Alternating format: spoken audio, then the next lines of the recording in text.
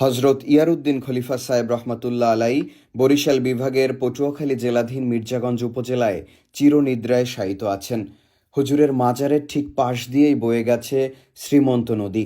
এই নদী দিয়ে প্রতিদিন অসংখ্য নৌযান চলাচল করে। এই নৌযানগুলোর মধ্যে যেগুলো ইঞ্জিন চালিত নৌযান, সেগুলো হুজুরের মাজার চত্বর অতিক্রমের সময় ইঞ্জিনের গতি কিছুটা কমিয়ে দেয়। লোকমুখে অনেকগুলো ভ্রান্ত ধারণা প্রচলিত আছে এই ইঞ্জিনের গতি কমানো নিয়ে।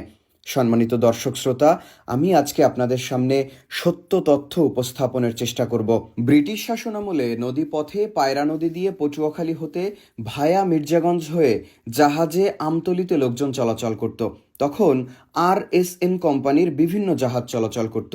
জাহাজটি পায়রা নদী হয়ে শ্রীমন্ত নদীতে প্রবেশ করে মির্জাগঞ্জ স্টেশনে সন্ধ্যা 7টায় ঘাট দিয়ে সুবিদখালী বাজারে আরোহীদের নামিয়ে আবার ফিরে পায়রা নদী হয়ে আমতলী যাতায়াত করত।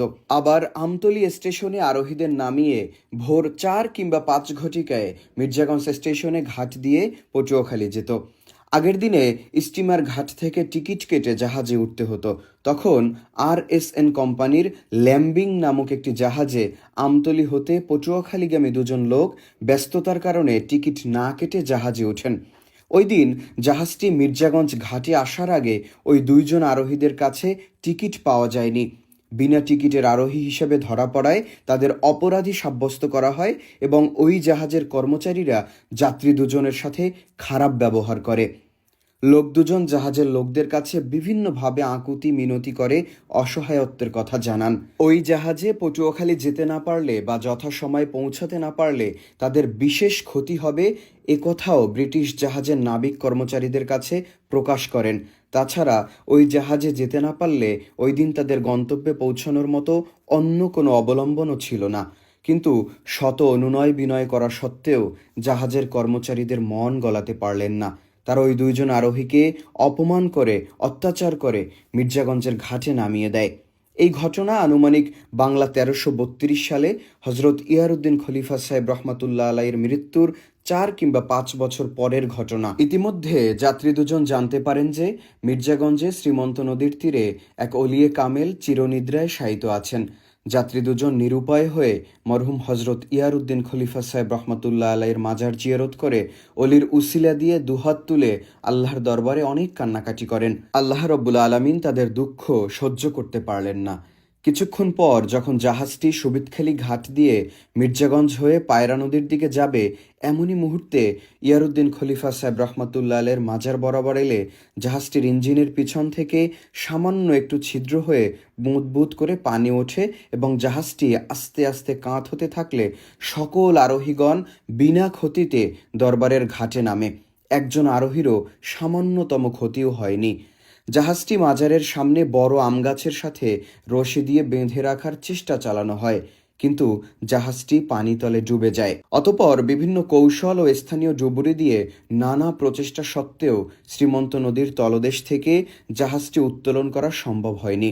এভাবে কিছুদিন চলে যাওয়ার পর জাহাজ কোম্পানির মালিক ভারত থেকে নামকরা একজন হিন্দু ডুবুরি নিয়ে আসেন।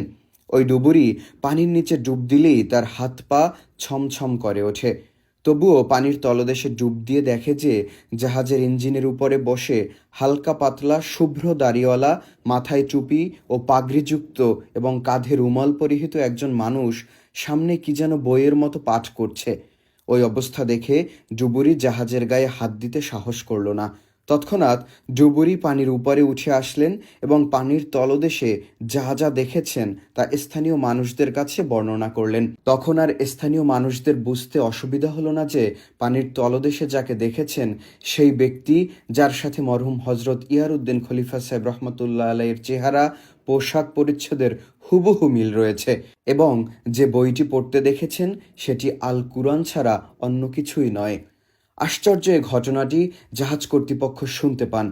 অতঃপর জাহাজ কর্তৃপক্ষ এলাকাবাসী তথা গগন মল্লিকের মাধ্যমে খোঁজ নিয়ে জানতে পারলেন যে জাহাজ ডুবে যাওয়ার দিন দুজন লোকের টিকিট না থাকার অপরাধে তাদেরকে অপমান ও অত্যাচার করে মির্জাগঞ্জের ঘাটে নামিয়ে দেওয়া হয়। সে অপমান সহ্যকারী ব্যক্তিদ্বয় এই মাজারে এসে কান্নাকাটি করেছেন। এ কথা শুনে জাহাজ কোম্পানির লোক মাজার শরীফে গিয়ে জিয়ারত করেন। তাদের ভুল স্বীকার করে, ক্ষমা প্রার্থনা করে, সিন্নি মানত করেন এবং ইয়াতিম, মিসকিন ও স্থানীয় লোকদের খাওয়ান। এভাবেই প্রথম দরবারে সিন্নি মানত করার প্রচলন শুরু হয়।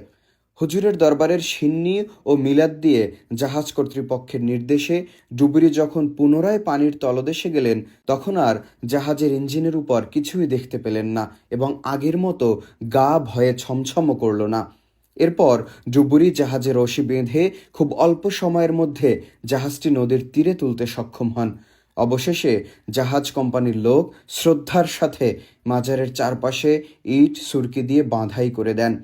সেই থেকে আজ পর্যন্ত যত জাহাজ, লঞ্চ, ট্রলার, নৌকা বা ইঞ্জিন চালিত যে কোনো যানবাহন এই শ্রীমন্ত নদীপথে যাতায়াত করলে ইয়ারউদ্দিন খলিফা সাহেব রহমাতুল্লাহের মাজার শরীফের সম্মানার্থে ইঞ্জিনের গতি কমিয়ে মাজার অতিক্রম করে।